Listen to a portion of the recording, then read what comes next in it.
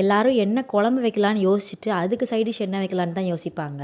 ஆனால் நான் இன்றைக்கி என்ன சைட் டிஷ்னு ரெடி பண்ணிவிட்டு அதுக்கப்புறம் தான் அதுக்கு என்ன குழம்பு வைக்கலான்னு சொல்லிட்டு யோசித்தேன்.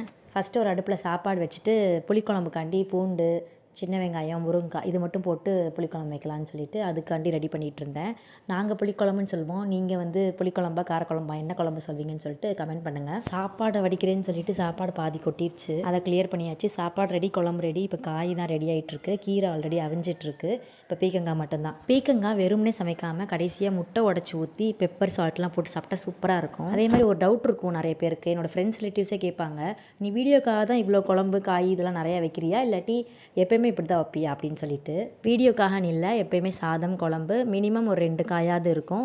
அது போக துவையல், முட்டை அந்த மாதிரி எக்ஸ்ட்ரா கூட இருக்கும். இன்றைக்கி கூட கீரை, பீக்கங்காய், அப்புறம் எக்ஸ்ட்ராவாக தேங்காய் துவையல் செஞ்சுருக்கேன். ஆனால் குவான்டிட்டிலாம் கம்மியாக தான் இருக்கும். ஒரு நாளைக்கு நான் சமைக்கிறது ஒரே நாள் சாப்பிட்ற மாதிரி தான். ஒரு நாள் குழம்பு வச்சு 2 நாளைக்கு சாப்பிட்ற மாதிரிலாம் கிடையாது. உங்கள் வீட்டில் என்ன லஞ்சுன்னு சொல்லிட்டு கமெண்ட் பண்ணிடுங்க.